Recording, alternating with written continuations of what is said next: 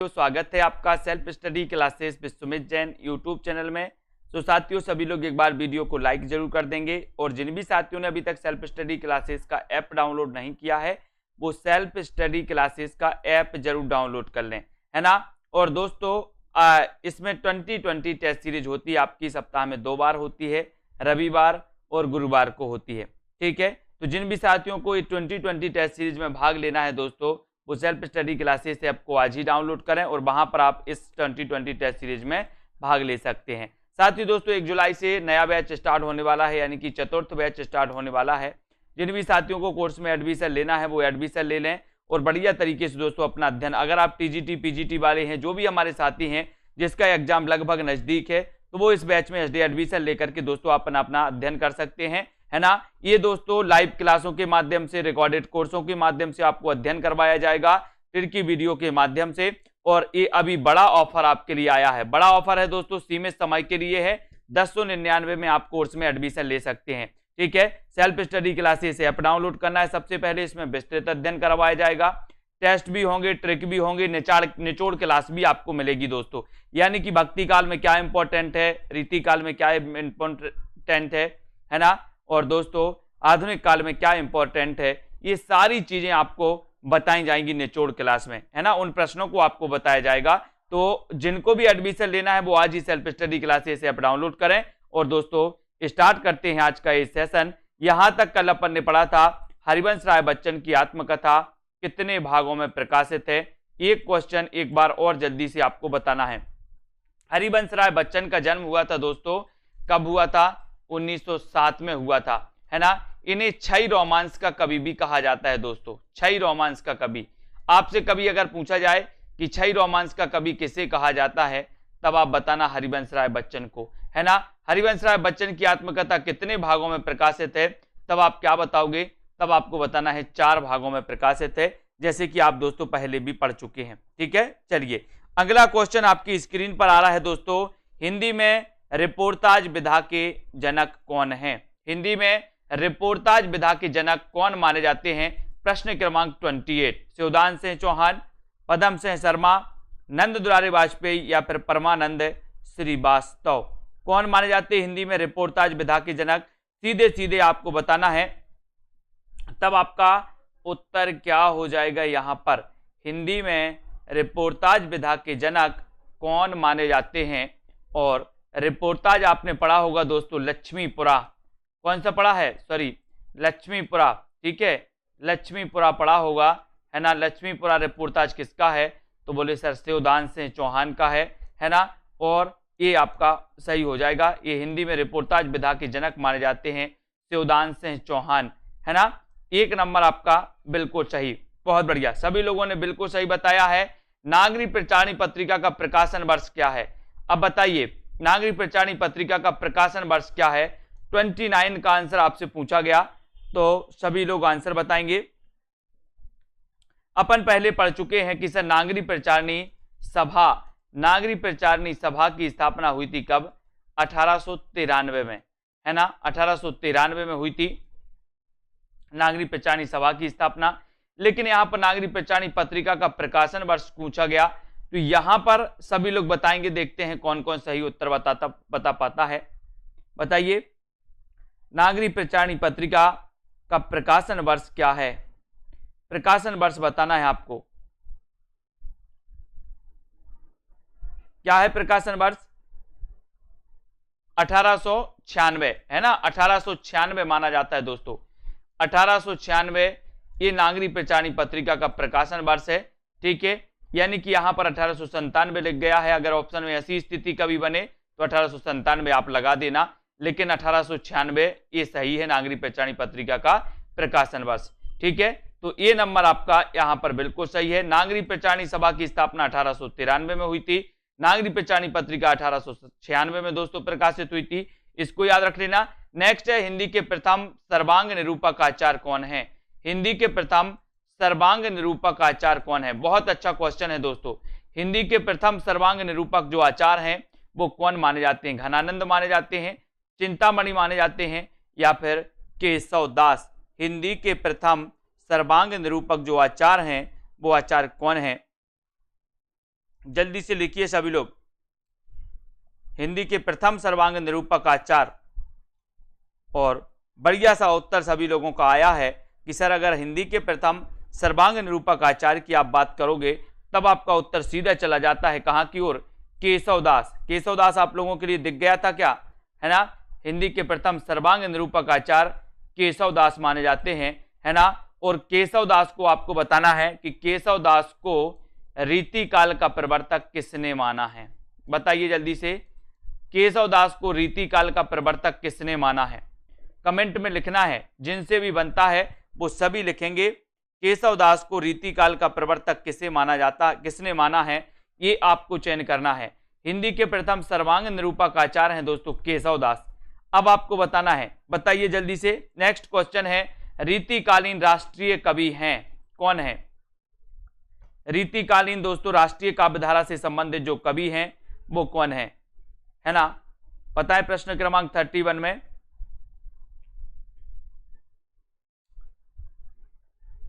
केशवदास को, रश्मि पाठक जी, केशवदास को रीतिकाल का प्रवर्तक माना है किसने माना है, डॉक्टर नगेंद्र ने।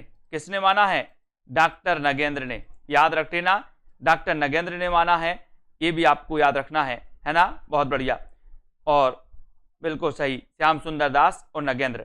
ठीक है, तो रीतिकालीन राष्ट्रीय कवि कौन है ये आपसे पूछा गया, तब आप क्या उत्तर लगाओगे, आपको लगाना है दोस्तों उत्तर, क्या लगाओगे, डी, वीर रस के कवि थे भूषण, रीतिकालीन, है ना। और 4 नंबर आपका बिल्कुल सही हो जाता है। भूषण के बारे में आपने पढ़ा होगा, शिवराज भूषण, इनका एक लक्षण ग्रंथ है दोस्तों, शिवराज भूषण, है ना। तो शिवराज भूषण किसका लक्षण ग्रंथ है, भूषण जी का है ना।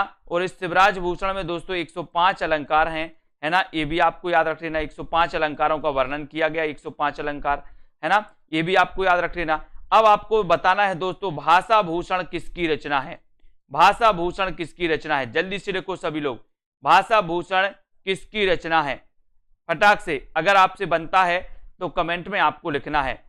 शुक्ल ने चिंतामणि को माना है, रामचंद्र शुक्ल ने चिंतामणि को माना रीतिकाल का प्रवर्तक। अब आपको बताना है भाषा भूषण, भाषा भूषण बताना ये किसकी रचना है, जल्दी से कमेंट में लिखो। और आपको बताना है अलक शतक और तिलक शतक के रचयिता कौन है, अलक शतक और तिलक शतक के रचनाकार कौन है, ये 4 विकल्प हैं आपके सामने।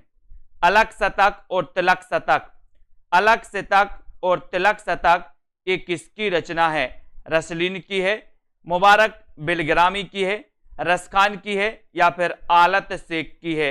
अलक शतक और तिलक शतक, ये रहा आपका क्वेश्चन दोस्तों। यहां पर ये आपका अलक शतक और तिलक शतक के रचयिता कौन है, ये आपसे पूछा गया। और भाषा भूषण जो रचना है दोस्तों, भाषा भूषण ये जसवंत सिंह की रचना मानी जाती है ना। भाषा भूषण जसवंत सिंह की रचना पूछी जाती है हमेशा। और अलक शतक और तिलक शतक कौन बता रहा है, अलक शतक और तिलक शतक के जो रचनाकार हैं वो रचनाकार कौन है। और बढ़िया क्वेश्चन आया है, सभी लोगों ने बताया है कि सर अलक शतक और तिलक शतक के रचनाकार हैं मुबारक बिलग्रामी। मुबारक बिलग्रामी यानी कि आपका जो 2 नंबर है वो बिल्कुल सही है, मुबारक बिलग्रामी है, 2 नंबर आपका बिल्कुल सही है दोस्तों। अलक शतक और तिलक शतक के रचनाकार कवित्र रत्नाकर और काव्य कल्पद्रुम के रचनाकार कौन है, बताइए कौन है, रसलीन है, देव कवि हैं, सेनापति हैं, या फिर दोस्तों रसखान हैं। ये आपका 33 का आंसर आपको बताना है। और एक कवित्र रत्नाकर में आप लोग दोस्तों कुछ लोग क्या होते हैं कंफ्यूज भी होते हैं, है ना। कवित्र रत्नाकर एक और कवि की रचना है, अगर आपको पता हो तो कमेंट में लिखना, है ना। और कवित्र रत्नाकर और काव्य कल्पद्रुम के जो रचनाकार माने जाते हैं वो माने जाते हैं कौन माने जाते हैं, सेनापति। सेनापति यानी कि 4 नंबर आपका बिल्कुल सही है। रीतिकालीन कवि हैं दोस्तों सेनापति, सभी लोगों ने पढ़ा है। ऋतु वर्णन के लिए जाने जाते हैं। अगर कभी रीतिकाल में आपका उत्तर प्रश्न पूछा जाए रीतिकाल में ऋतु वर्णन के लिए कौन जाने जाते हैं, तो सेनापति जाने जाते हैं, है ना। और एक क्वेश्चन आपके लिए दिया है कि कवित्र रत्नाकर एक दोस्तों रचना सेनापति की है, दूसरी रचना किसकी है, एक रचना सेनापति की है, दूसरी रचना किसकी है, कौन कौन बता रहा है? जिसको पता हो कमेंट में लिखिए। नेक्स्ट है बोधाकृत ब्रहवारिस किस प्रकार की रचना है? ब्रहवारिस की रचनाकार कौन है? बोधा। बोधा बोले ब्रह की इतनी बारिश हुई कि बोधा बना दिया, है ना। और बोधाकृत ब्रहवारिस किसकी रचना है ये आपको बताना है।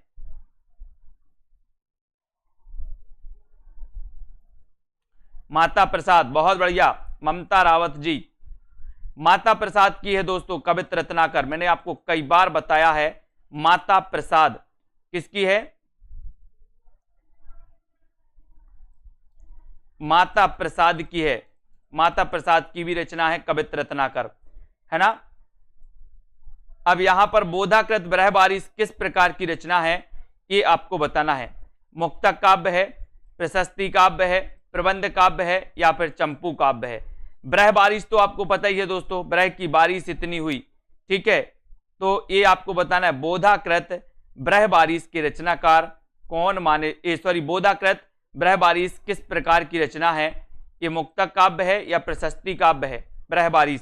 तो आपका यहां पर बिल्कुल सही आंसर है दोस्तों कि ये प्रबंध काव्य है। क्या है?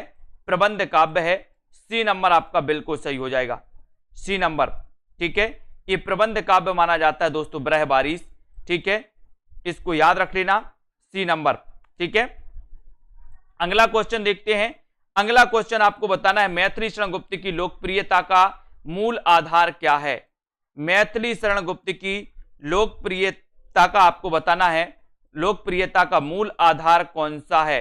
भारत भारती है, साकेत है, यशोधरा है या फिर पंचवटी है? सभी लोग बताएं। मैथिली शरण गुप्त की लोकप्रियता का मूल आधार क्या है? सभी लोगों को बताना है मैथिली शरण गुप्त की प्रसिद्धि का मूल आधार क्या है?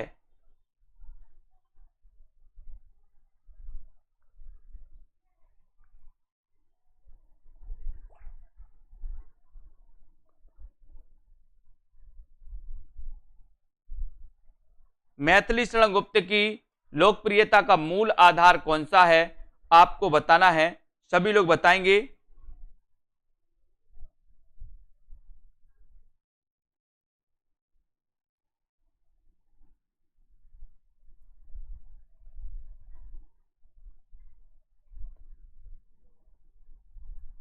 तो यहां पर आपका राइट आंसर है दोस्तों, मूल आधार है भारत भारती, यानी कि एक नंबर आपका बिल्कुल सही है। एक नंबर जिन्होंने बताया है उनका आंसर बिल्कुल सही है, ठीक है, ये बिल्कुल सही हो जाएगा। नेक्स्ट आपको बताना है दोस्तों, यहां पर अगला क्वेश्चन बताना है। भारत भारती का रचना काल तो सभी को पता है। भारत बारहमासा किसकी रचना है? भारत बारहमासा किसकी रचना है? भारत बारहमासा के रचनाकार कौन है? जल्दी से बताएं।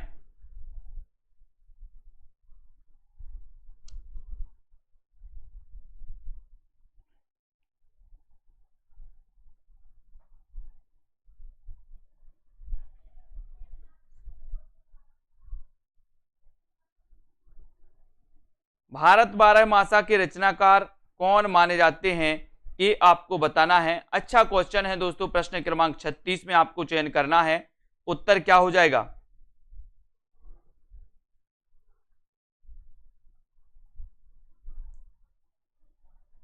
राइट आंसर हो जाएगा दोस्तों, भारत बारहमासा किसकी रचना है? तो ये रचना है किसकी है? राधा कृष्ण दास की। राधा कृष्ण दास की, यानी कि 3 नंबर आपका बिल्कुल सही है। भारत बारहमासा के रचनाकार कौन है?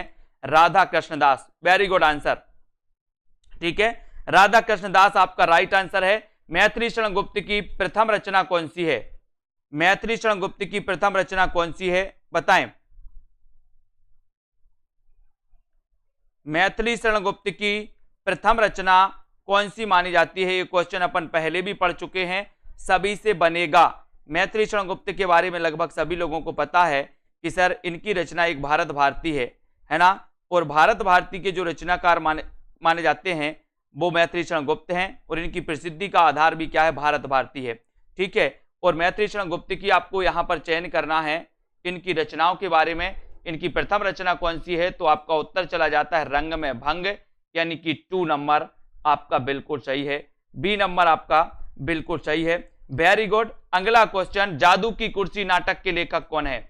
जादू की कुर्सी, अच्छा क्वेश्चन है। जादू की कुर्सी नाटक के जो रचनाकार माने जाते हैं वो कौन माने जाते हैं? बताइए, सीधा सीधा क्वेश्चन आपको बताना है। जादू की कुर्सी बलराज साहनी है, रांगे राघव है, भीष्म साहनी है, या फिर मुद्रा राक्षस है? सीधा आपको बताना है जादू की कुर्सी नाटक के लेखक कौन है। देखते हैं किस पे उत्तर बनता है दोस्तों, है ना। जादू की कुर्सी आपको बताना है, और ये जादू की कुर्सी बोले सर बलराज साहनी, किसकी है कृति? ये बलराज साहनी की। ये नंबर आपका बिल्कुल सही हो जाएगा, ये नंबर बलराज साहनी की कृति है। अगले क्वेश्चन की ओर बढ़ेंगे। औरंगजेब की आखिरी रात एकांकी के रचनाकार कौन है? औरंगजेब की आखिरी रात एकांकी के रचनाकार आपको चयन करना है। ये रचना किसकी है दोस्तों? औरंगजेब की आखिरी रात, औरंगजेब की आखिरी रात के रचनाकार कौन है?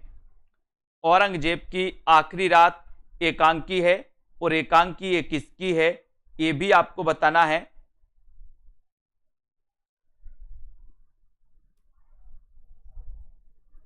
चालीस का आंसर सभी लोग बताएंगे। औरंगजेब की आखिरी रात, और औरंगजेब की आखिरी रात के जो रचनाकार हैं वो रचनाकार कौन है? वो रचनाकार हैं राम कुमार वर्मा, है ना। राम कुमार वर्मा है, वेरी गुड। ए नंबर आपका। औरंगजेब की आखिरी रात एकांकी है, और एकांकी किसकी है दोस्तों? राम कुमार वर्मा की एकांकी है। ठीक है, नेक्स्ट है अतीत के चलचित्र के रचनाकार कौन है? दोस्तों सीधे सीधे क्वेश्चन आपको बताते जाना है। अतीत के चलचित्र ये किसकी रचना है? राम कुमार वर्मा की है, रांगे राघव महादेवी वर्मा, या फिर नरेश मेहता की? दोस्तों 1 तारीख से न्यू बैच स्टार्ट हो रहा है ना, जिसमें आपको हिंदी साहित्य शुरुआत से पढ़ाया जाएगा। जिन भी साथियों को शुरुआत से पढ़ना है वो कोर्स में एडमिशन लेकर के अपनी तैयारी कर सकते हैं। अपनी तैयारी दोस्तों 1 महीने में भी बहुत आराम से कर सकते हो, है ना, क्योंकि रिकॉर्डेड कोर्स भी आपको मिलने वाला है, लाइव क्लासें भी आपको मिलने वाली हैं, साथ ही बहुत सारे टेस्ट आपको मिलने वाले हैं। ठीक है, तो अगर आप मन से करते हो तो 1 महीने में भी आप तैयारी कर सकते हो। अतीत के चलचित्र के रचनाकार कौन है, तब आपसे यहां से पूछा गया, और उत्तर चला जाएगा महादेवी वर्मा, और 3 नंबर आपका बिल्कुल सही है। 1907 में इनका जन्म हुआ था दोस्तों, महादेवी वर्मा का, है ना। छायावाद की कवित्री हैं, रहस्यवाद से प्रभावित हैं। इनकी बौद्ध धर्म से रचना दोस्तों प्रभावित मानी जाती है, कौन सी? रश्मि, है ना। और इनकी यामा के लिए इन्हें ज्ञानपीठ पुरस्कार भी मिला था। तुलसीदास विनय पत्रिका, तुलसीदास की विनय पत्रिका की भाषा क्या है?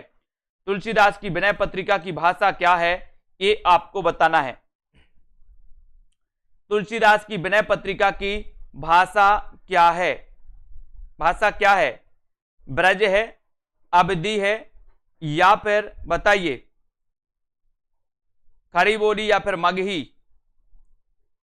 तुलसीदास की विनय पत्रिका की भाषा है तो क्या है?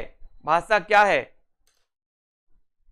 तुलसीदास की विनय पत्रिका की भाषा क्या है? और आपका उत्तर है ब्रज भाषा। कौन सी है? तुलसीदास की विनय पत्रिका की जो भाषा है वो ब्रज भाषा है ना। और विनय पत्रिका की रचना इन्होंने क्यों की थी? इन्होंने कलिकाल की मुक्ति के लिए, कलिकाल की मुक्ति हेतु विनय पत्रिका की रचना की थी। किसने? तुलसीदास ने। ये भाषा पूछा ही जाता है, ठीक है, तो ये भी अपन को याद करना है। कलिकाल की मुक्ति हेतु की थी, ये भी आपको याद रख लेना। काव्य विवेक के रचनाकार कौन है? काव्य में विवेक, काव्य विवेक के रचनाकार कौन है? देव, मतिराम, चिंतामणि, या फिर केशवदास? काव्य विवेक के रचनाकार कौन माने जाते हैं ये भी आपको बताना है।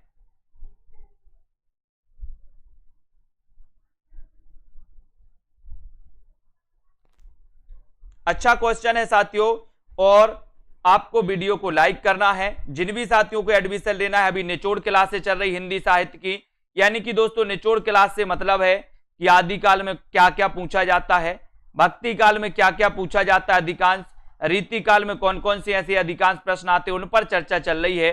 तो जिनको भी दोस्तों इस एडमिशन लेना है कोर्स में, उनको निचोड़ क्लास भी मिलेंगी, उनको प्रैक्टिस सेट भी मिलेंगे, टिरकी वीडियो भी मिलेंगे, विस्तृत अध्ययन वाले वीडियो भी मिलेंगे, और रिकॉर्डेड कोर्स पूरा मिलेगा प्लस लाइव क्लासों से आपका दोस्तों और अध्ययन करवाया जाएगा। काव्य में विवेक की चिंता, मैंने आपको याद करवाया था कि काव्य में विवेक की चिंता, काव्य में विवेक की चिंता, तो चिंतामणि, चिंतामणि को क्या माना है, रामचंद्र शुक्ल ने रीतिकाल का प्रवर्तक माना है चिंतामणि को, है ना। सभी लोगों को लगभग पता होगा। देव किस प्रकार के कवि हैं, देव किस प्रकार के कवि हैं, अलंकारवादी हैं, रीतिवादी हैं, रसवादी हैं या फिर वक्रोक्तिवादी हैं। ये बहुत अच्छा क्वेश्चन 44 का देव बताना है। बताएं देव किस प्रकार के कवि हैं, देव किस प्रकार के कवि माने जाते हैं। देव कवि आपने दोस्तों देव कवि के बारे में पढ़ा होगा, है ना। और देव ने छल नामक 34वां संचारी भाव बाना, ये भी आपको पता होगा, ठीक है। और देव किस प्रकार के कवि माने जाते हैं, तब आपका उत्तर हो जाएगा दोस्तों, ये माने जाते हैं कैसे, रसवादी कवि। देव किस प्रकार के माने जाते हैं, रसवादी। अच्छा क्वेश्चन है, गलत नहीं करना, ये अलंकारवादी नहीं है, ये रसवादी हैं। कैसे हैं, रसवादी कवि माने जाते हैं। यानी कि आपका 3 नंबर सही हो, 3 नंबर आपका सही हो जाएगा, ठीक है। देव रसवादी आचार हैं, है ना, बहुत बढ़िया। अगला क्वेश्चन देखते हैं, देव किस प्रकार के कवि, ये तो आपका हो ही गया है। साहित्यिक क्षेत्र में सर्वाधिक विरोध किसका हुआ, बहुत अच्छा क्वेश्चन। साहित्यिक क्षेत्र में प्रश्न है आपका, साहित्यिक क्षेत्र में सर्वाधिक विरोध किसका हुआ, ये 4 विकल्प आपके सामने हैं। साहित्यिक क्षेत्र में सर्वाधिक विरोध किसका हुआ। दोस्तों आप छायावाद पढ़ते हैं, छायावाद अपन देखते हैं कि सर 1918 से लेकर के 1936 का युग छायावाद है। छायावाद के प्रवर्तक जयशंकर प्रसाद हैं। आचार्य रामचंद्र शुक्ल ने मुकुटधर पांडे को माना है। छायावाद के 4 आधार स्तंभों में जयशंकर प्रसाद, निराला, महादेवी वर्मा, पंत को लिया जाता है। छायावाद के दोस्तों आपको पता है कि प्रमुख आधार स्तंभों में निराला का नाम भी लिया जाता है। और अगर बात करें कि सबसे ज्यादा विरोध किसका हुआ, तो आपका उत्तर हो जाएगा क्या, निराला, निराला, है ना। छायावाद में सबसे ज्यादा विरोध किसका हुआ, तो उत्तर होता है निराला। और छायावाद का सबसे ज्यादा विरोध किसने किया, तो छायावाद का सबसे ज्यादा विरोध किया था दोस्तों किसने, महादेवी वर्मा ने। छायावाद का सबसे ज्यादा विरोध किया था महादेवी वर्मा ने। और छायावाद में सबसे ज्यादा विरोध हुआ था तो वो हुआ था निराला जी का, ये भी अपन को याद करना है। अगला क्वेश्चन है, मैं उस जनपद का कवि हूं, काव्य रचना किसकी है। मैं उस जनपद का कवि हूं, ये इसके रचनाकार कौन है, जल्दी से आपको बताना है। मैं उस जनपद का कवि हूं, ये किसकी रचना है। मैं उस जनपद का कवि हूं, ये रचना किसकी है, कमेंट में लिखिए। त्रिलोचन की है, निराला, दिनकर या फिर दोस्तों नागार्जुन की। मैं उस जनपद का कवि हूं, ये रचना किसकी है।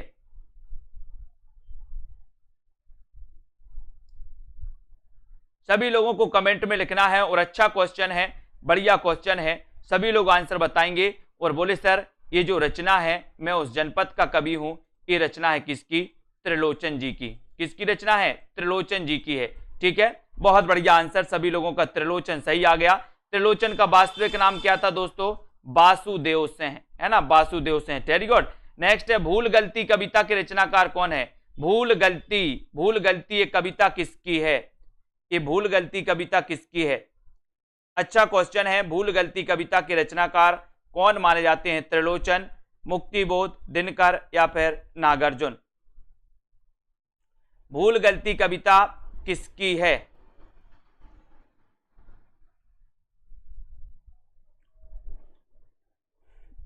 और राइट आंसर आपका बिल्कुल सही आंसर है कि सर भूल गलती कविता अगर आपने पूछा है तो इसका सही उत्तर हो जाएगा। देखते हैं कौन कौन सही उत्तर बताता है। वीडियो को लाइक जरूर कर देना, अपने मित्रों तक शेयर कर दें एक बार सभी लोग। और भूल गलती से अपन ने पढ़ा था कि सर भूल गलती से क्या हो गई, मुक्ति हो गई, मुक्ति। तो मुक्ति हो गई तो मुक्तिबोध की रचना है, भूल गलती से मुक्ति हो गई, मुक्तिबोध की रचना मानी जाएगी, है ना। मुक्तिबोध का जन्म कब हुआ दोस्तों आपको पता है, बोले सर 1917 में हुआ था मुक्तिबोध का जन्म, है ना। ये भी अपन को याद करना, बहुत बढ़िया। नेक्स्ट प्रश्न है, हिंदी का पहला प्रतीक धर्मी नाटक कौन सा है। बहुत अच्छा क्वेश्चन, हिंदी का पहला प्रतीक धर्मी नाटक कौन सा है।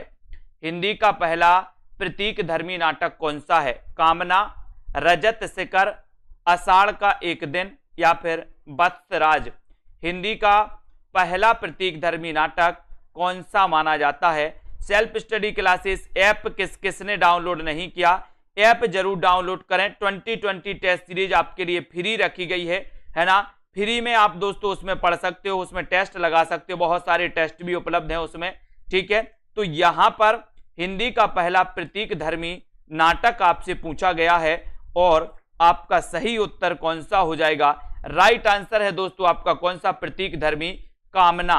और कामना नाटक के रचनाकार कौन है? तो लगभग सभी लोगों को पता है कि सर कामना जो है ये जयशंकर प्रसाद का है और जयशंकर प्रसाद का ये प्रतीकधर्मी नाटक माना जाता है। और इस कामना नाटक के आधार पर ही कामायनी दोस्तों महाकाव्य लिखा गया।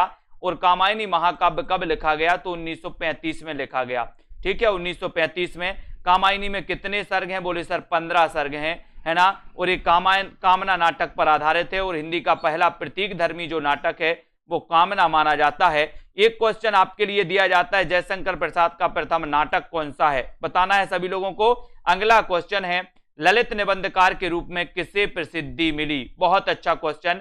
ललित निबंधकार के रूप में किसको प्रसिद्धि मिली? एक अच्छे क्वेश्चन, बहुत ही अच्छे क्वेश्चन आप लोगों के लिए प्रैक्टिस के लिए आए हैं। ललित निबंधकार के रूप में किसे प्रसिद्धि मिली? अज्ञेय को, सरदार पूर्ण सिंह को, विद्यानिवास मिश्र को या फिर रामचंद्र शुक्ल को? बताइए, ललित निबंधकार के रूप में किससे प्रसिद्धि मिली? ये आपको बताना है। अज्ञेय, सरदार पूर्ण सिंह, विद्यानिवास मिश्र या फिर दोस्तों रामचंद्र शुक्ल। और लगभग सभी को पता है कि सर जयशंकर प्रसाद का प्रथम नाटक माना जाता है सज्जन, है ना। और ललित निबंधकार के रूप में किसे प्रसिद्धि मिली? अगर ऐसा क्वेश्चन आपसे पूछा जाता है तब आपका सीधा उत्तर चला जाता है, क्या चला जाता है? बताइए।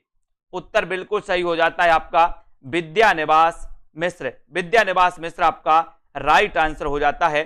सभी लोग लाइक जरूर करें, सेल्फ स्टडी क्लासेस ऐप को जरूर डाउनलोड कर लें। ललित निबंधकार के रूप में किसे प्रसिद्धि मिली? तो वो मिली विद्यानिवास मिश्र को। 3 नंबर आपका बिल्कुल सही हो जाएगा, सी नंबर आपका बिल्कुल सही हो जाएगा। दीवार में एक खिड़की रहती थी उपन्यास की रचना किसने की? दीवार में एक खिड़की रहती थी उपन्यास की रचना किसने की? अज्ञेय ने, सरदार पूर्ण सिंह ने, अरुण या फिर विनोद कुमार शुक्ल ने? दीवार में एक खिड़की रहती थी उपन्यास की रचना किसने की? उपन्यास की रचना किसने की? बताएं। दीवार में एक खिड़की रहती थी, इतना अच्छा उपन्यास है दोस्तों, है ना। और ये उपन्यास कौन है ये आपको बताना है। दीवार में एक खिड़की रहती थी। और सेल्फ स्टडी क्लासेस ऐप जिनने भी डाउनलोड नहीं किया वो डाउनलोड जरूर याद रख लेना है, ठीक है।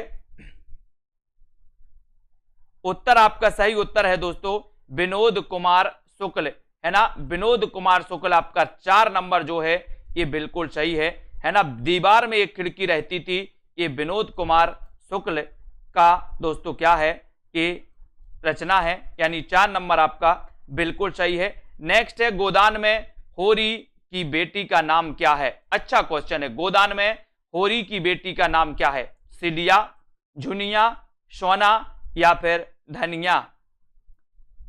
गोदान में होरी की बेटी का नाम क्या है? गोदान में होरी की बेटी का नाम क्या है? ये सभी लोग बताएंगे। उत्तर बताना है सिलिया है, झुनिया है ना, या फिर दोस्तों धनिया है। गोदान उपन्यास आपने पढ़ा होगा, प्रेमचंद जी का उपन्यास है, ग्रामीण जीवन का महाकाव्य इस उपन्यास को कहा जाता है। और इस उपन्यास में होरी की बेटी का नाम क्या है ये अगर आपसे पूछा गया तब आपका सीधा उत्तर होना चाहिए क्या नाम है? बहुत बढ़िया आंसर आ रहा है सभी का। बोले सर उसका नाम है क्या? सोना। क्या नाम है? सोना बाबू। सोना बाबू करते ना हैं, सोना, ठीक है। तो आपका उत्तर चला जाएगा सी की तरफ, सोना आपका सही हो जाएगा, ठीक है। बहुत बढ़िया, है ना। मेरी सोना से वो नहीं पढ़ी, किससे बात करनी वो वाला, है ना, कौन बोलता बाबू? सोना, सोना याद रख लेना, ठीक है। अगला क्वेश्चन, हिंदी में अंग्रेजी ढंग का पहला मौलिक उपन्यास किससे माना गया? बहुत अच्छा क्वेश्चन है दोस्तों। हिंदी में अंग्रेजी ढंग का पहला मौलिक उपन्यास किससे माना गया है? नूतन ब्रह्मचारी, रहस्य कथा को, त्रिवेणी या फिर परीक्षा गुरु? बताइए, हिंदी में अंग्रेजी ढंग का पहला मौलिक उपन्यास किससे माना गया? ऐसा क्वेश्चन आता है, आपसे नॉर्मली पूछा जाता कि हिंदी का प्रथम उपन्यास कौन सा है, आपसे सीधा आता है कि हिंदी में अंग्रेजी ढंग का, या यहां पर यह भी बता देते कि आचार्य रामचंद्र शुक्ल ने हिंदी में अंग्रेजी ढंग का पहला मौलिक उपन्यास किससे माना है। ठीक है, ये आपको बताना है। तो हिंदी में अंग्रेजी ढंग का पहला मौलिक जो उपन्यास माना है वो माना है कौन सा है? परीक्षा गुरु है। सन और बता दो इसका, परीक्षा गुरु का क्या है ना? तो आपका 4 नंबर बिल्कुल सही हो जाता है, चौथा नंबर आपका राइट आंसर हो जाता है। नारी तुम केवल श्रद्धा हो पंक्ति किसकी रचना है? नारी तुम केवल श्रद्धा हो पंक्ति के रचनाकार कौन? पंक्ति जो है दोस्तों कहां से ली गई है ये बताना है। कामायनी से ली गई, साकेत से ली गई, चंद्रगुप्त से ली गई, या फिर भारत भारती से ली गई। नारी के तुम केवल श्रद्धा हो, इस पंक्ति के रचनाकार कौन है और ये पंक्ति कहां से ली गई है ये भी आपको बताना है। बताएं सभी लोग, नारी तुम केवल श्रद्धा हो पंक्ति किसकी है? आपका सही उत्तर चला जाएगा दोस्तों कि ये जो पंक्ति ली गई है वो कहां से ली गई है? वेरी गुड, कामायनी से ली गई। अब कामायनी से ली गई तो इसका रचनाकाल 1935, लगभग सभी को पता है ना। अब इसमें श्रद्धा किसका प्रतीक है? श्रद्धा का बताना है आपको, किसका प्रतीक है दोस्तों, बताइए। ये नारी केवल तुम श्रद्धा हो, है ना, आपको बताना है, जल्दी से बताएं श्रद्धा किसकी प्रतीक है। और यहां पर कामायनी श्रद्धा का है ना, सभी लोग बताएंगे। अगला क्वेश्चन है, ब्रंद सत्सई की विषय वस्तु क्या है? ब्रंद सत्सई की विषय वस्तु क्या है? नायिका भेद है, नीति है, भक्ति है, या इनमें से कोई नहीं? अच्छा क्वेश्चन, ब्रंद सत्सई की विषय वस्तु क्या मानी जाती है? ब्रंद सत्सई की विषय वस्तु क्या है ये आपको चयन करना है। और एक और अच्छा क्वेश्चन आपके लिए दिया गया है, सभी लोग लाइक जरूर कर लें, self study classes app download कर लें दोस्तों, आपको बहुत हेल्पफुल रहेगा। आपका एग्जाम 1 महीने में, 1.5 महीने में जब भी हो दोस्तों, आपके लिए इंपॉर्टेंट रहेगा। और यहां पर ब्रंद सत्सई आपसे पूछा गया तो आपके ब्रंद के दोहे अपन ने पढ़े हैं, नीति संबंधित हैं, तो ये नीति यानी कि 2 नंबर है ना। यहां ब्रंद सत्सई की विषय वस्तु क्या है? तो नीति है, 2 नंबर आपका बिल्कुल सही हो जाएगा। तुलसीदास किसकी काव्य रचना है दोस्तों? तुलसीदास किसकी काव्य रचना है? और ये क्या है तुलसीदास? ये खंड काव्य है दोस्तों, है ना। काव्य रूप अगर कभी पूछा जाए तो तुलसीदास किसकी काव्य रचना है? प्रश्न क्रमांक 56 में आपको चयन करना है। और जल्दी से एक बार लाइक जरूर करते जाएं, अंगूठा दबाते जाएं दोस्तों, अपने मित्रों तक शेयर करते जाएं। ये रचना कितनी बार पूछी गई कि तुलसीदास किसकी काव्य रचना है? ये कई बार पूछी गई, तो आपको बताना भी है किसकी है। पंत की है, निराला की है, जयशंकर प्रसाद, या फिर दोस्तों नरेश मेहता की, है ना। श्रद्धा हृदय की प्रतीक मानी जाती है, बिल्कुल सही आंसर। और बहुत सारे लोगों ने बताया कि सर तुलसीदास एक कवि का भी नाम है, तुलसीदास एक खंड काव्य रचना है दोस्तों, और ये रचना किसकी है? निराला की है, और पूछी भी कई बार गई है। Very good answer. संशय की एक रात के लेखक कौन है? संशय की एक रात के लेखक कौन है? प्रश्न क्रमांक 57 में आंसर आपको चयन करना है। निराला की है, पंत की, जयशंकर प्रसाद की, या फिर नरेश मेहता। संशय की एक रात ये किसकी रचना मानी जाती है? इतना इंपॉर्टेंट क्वेश्चन आपसे पूछा गया है कि ये क्वेश्चन आता ही है। तो सभी लोग लाइक करके, शेयर करके आगे बढ़ेंगे अपने मित्रों तक। संशय की एक रात के लेखक कौन है? जिन्होंने self study classes app download नहीं किया वो ऐप डाउनलोड कर लें। और जल्दी ही दोस्तों अभी 1099 का ऑफर है आपके लिए, ये ऑफर जल्दी ही समाप्त हो जाएगा। अभी इस ऑफर का लाभ लेते हुए आप अध्ययन कर सकते हैं, आपको 3000 4000 फीस नहीं भरनी अब, है ना, केवल 1099 भरनी है। संशय की एक रात नरेश मेहता की रचना है, 4 नंबर आपका बिल्कुल सही हो जाएगा। भय भी शक्ति देता है किसका काव्य संग्रह है? भय भी शक्ति देता है किसका काव्य संग्रह है? नरेंद्र मोहन का, उदय प्रकाश का, लीलाधर जगुड़ी, या फिर नरेश मेहता? भय भी शक्ति देता है, भय भी शक्ति देता है, बताइए 58 का आंसर ये किसका काव्य संग्रह है? भय भी शक्ति देता है काव्य संग्रह के रचनाकार कौन माने जाते हैं? उत्तर आपको चयन करना है, उत्तर आपको बताना है। तो सभी लोग बताएंगे और एक बार लाइक करते हुए आगे बढ़ना है अपन को।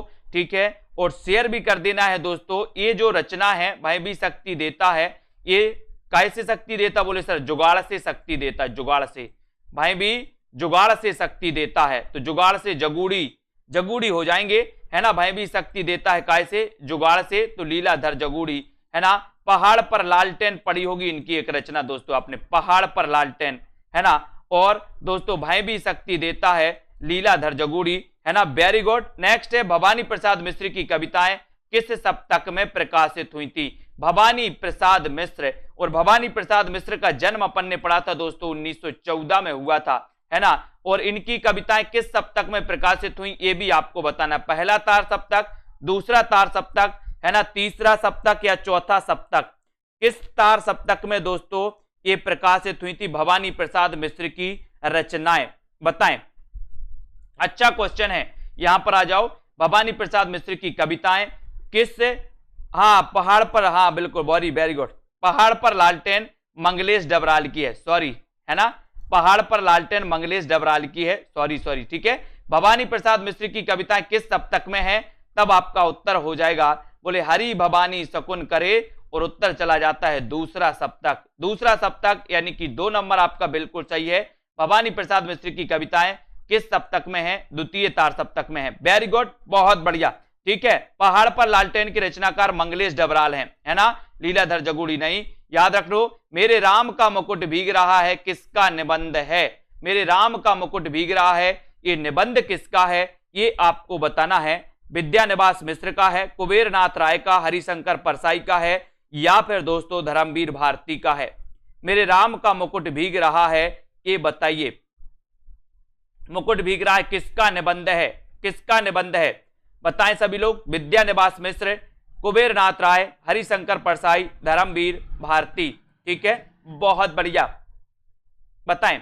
मेरे राम का मुकुट भीग रहा है, ये कई बार पूछा गया ये क्वेश्चन दोस्तों, मेरे राम का मुकुट भीग रहा है, बोले तुमने कैसे जाना, बोले हमने विद्या से जाना, कैसे जाना, विद्या से जाना, तो विद्यानिवास मिश्र, मेरे राम का मुकुट भीग रहा है, विद्यानिवास मिश्र, यानी कि आपका जो 1 नंबर है वो बिल्कुल सही आंसर चला जाता है। लाइक जरूर कर लेना, सेल्फ स्टडी क्लासेस ऐप को डाउनलोड जरूर कर लेना। ध्रुव स्वामिनी नाटक की रचना किसने की दोस्तों, ध्रुव स्वामिनी नाटक की रचना किसने की, जयशंकर प्रसाद ने, कुबेर नाथ राय, भारतेंदु हरिश्चंद्र, या फिर धर्मवीर भारती। ध्रुव स्वामिनी नाटक की रचना किसने की है ये आपको बताना है। और आपको पता होगा दोस्तों कि सेल्फ स्टडी क्लासेस ऐप में आपके लिए रविवार और गुरुवार 2 दिन बिल्कुल 2020 टेस्ट सीरीज फ्री होती है ना, फ्री होती है, तो उस टेस्ट सीरीज में भी आप भाग ले सकते हैं। पहले के बहुत सारे टेस्ट हैं वो भी आप दे सकते हैं, है ना। तो सेल्फ स्टडी क्लासेस आज ही ऐप डाउनलोड कर लें, और हिंदी साहित्य के कोर्स में 1099 में आप एडमिशन ले सकते हैं। मॉडल पेपर टीजीटी पीजीटी के 450 में दोस्तों, है ना, और हिंदी साहित्य की 3000 प्रश्नों की टेस्ट सीरीज मात्र आपको 400 रुपए में इसमें ले सकते हो, ठीक है। ध्रुव स्वामिनी नाटक की रचना के जो रचनाकार हैं दोस्तों वो कौन है, वो जयशंकर प्रसाद हैं। इनका जन्म कब हुआ था, 1889 में हुआ था, इनको भी अपन को याद रख लेना है, ठीक है। Very good. Next question, Hindi का सर्वप्रथम गीत नाट्य कौन सा है, गीति नाट्य बताना है, गीति नाट्य कौन सा है। यहां पर 4 विकल्प हैं, प्रथम बताना है दोस्तों, आपको पता होगा, है ना। हिंदी का सर्वप्रथम गीति नाट्य कौन सा माना जाता है, अनग है, करुणालय है, प्रभात है, या फिर पंचवटी प्रसंग है। हिंदी का प्रथम गीति नाट्य कौन सा माना जाता है। और यहां पर आपको पता होगा दोस्तों कि ये जो गीति नाट्य है इसका रचना काल क्या है, 1913, और ये कौन सा है, करुणालय, बोले 13 करुणालय, 13 करुणालय, है ना। तो करुणालय ये गीति नाट्य है, और दोस्तों ये हिंदी का प्रथम गीति नाट्य माना जाता है ना। कुछ विद्वान पंचवटी प्रसंग को मानते हैं, है ना, लेकिन ये करुणालय आपका सही है। अधिकांश विद्वान और यही उत्तर सही होता है इस प्रकार के प्रश्नों में। कबूतर खाना किस एकांकीकार की रचना है, कबूतर खाना किस एकांकीकार की रचना है, विनोद रस्तोगी, मोहन राकेश, भुवनेश्वर, या फिर जगदीश चंद्र माथुर। कबूतर खाना किस एकांकीकार की रचना है, जल्दी से आपको बताना है। और ऐसे कौन से साथी हैं जिन्होंने self study classes app download नहीं किया, सभी लोग करें। 1 जुलाई से नया बैच स्टार्ट होने वाला है, यानी कि चतुर्थ बैच स्टार्ट होने वाला है दोस्तों। हिंदी साहित्य का, उस बैच में आप एडमिशन ले सकते हैं और पढ़ सकते हैं।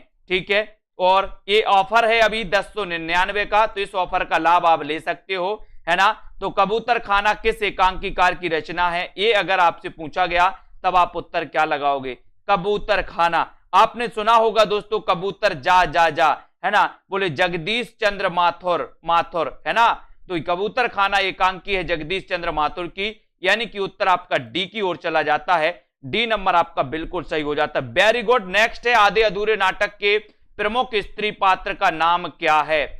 आधे अधूरे नाटक, आधे अधूरे नाटक किसका है? मोहन राकेश का है, सभी लोगों को पता है।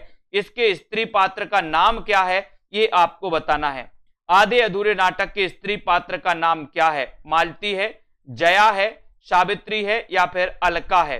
क्या है आधे अधूरे नाटक के प्रमुख स्त्री पात्र का नाम क्या है? सभी लोग आंसर बताएंगे। इतना अच्छा क्वेश्चन है, बढ़िया क्वेश्चन है। लाइक जरूर करना, शेयर कर देना अपने मित्रों तक, और इसी प्रकार से बने रहें। रोज 9 बजे एक क्लास होती है आपके लिए, है ना दोस्तों। इस क्लास में प्रैक्टिस करते हैं अपन लोग, और यहां पर आपने बिल्कुल सही आंसर बताया है कि सर सावित्री, सावित्री जो है ये सावित्री, यानी कि सी नंबर आपका सही है।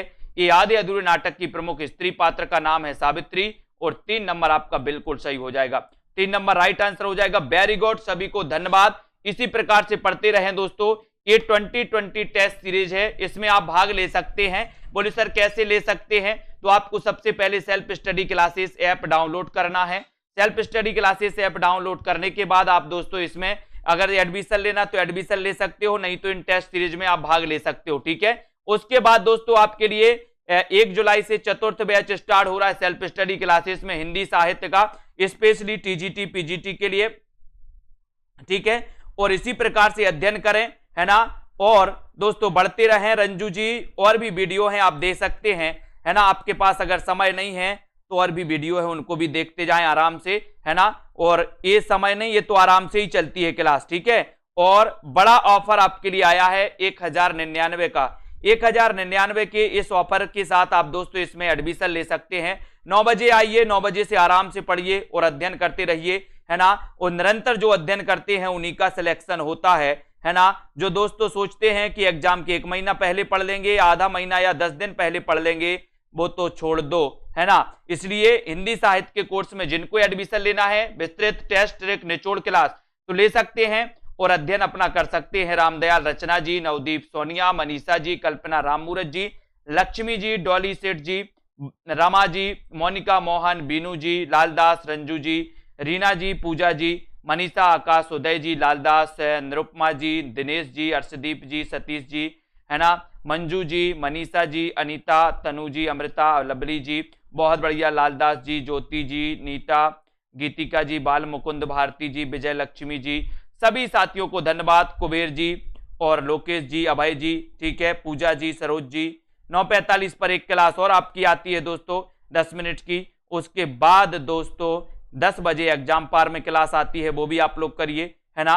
और सेल्फ स्टडी क्लासेस ऐप में इस बड़े ऑफर का लाभ लेते हुए आगे बढ़िए और दोस्तों एडमिशन लेकर के आप अध्ययन कर सकते हैं। जिनको भी करना है वो आराम से कर सकते हैं, अच्छे से कर सकते हैं। सबसे बड़ी बात तो आपके लिए रिकॉर्डेड कोर्स भी रहेगा, लाइव क्लासें भी रहेंगी, तिरकी वीडियो भी रहेंगे दोस्तों, है ना, डाउट्स वाले वीडियो भी रहेंगे, उसमें टेस्ट भी रहेंगे, बहुत सारे टेस्ट भी हैं दोस्तों, है ना। तो उन टेस्टों के माध्यम से भी आप पढ़ सकते हो, ग्रुप भी है तो डिस्कशन भी आप कर सकते हो। ठीक है, सभी को धन्यवाद। इसी प्रकार से बबीता, ममता, मनीषा, रंजना, सीमा जी, जया जी, शशि, अजय शर्मा जी, निशा जी, उमेश जी, है ना, आरसी मलिक जी, और नमन, बेस्ट मोटिवेशन, याचना, कुबेर जी, सोनू सिंह जी, है ना, ललिता मौर्य जी, राधिका शर्मा जी, सभी साथी अध्ययन करें और दोस्तों बहुत अच्छे से टाइम निकाल के अध्ययन करें। मनीषा जी, अमृता जी, है ना, कीर्ति, याचना, आरसी मलिक जी, ठीक है, बहुत बढ़िया, है ना,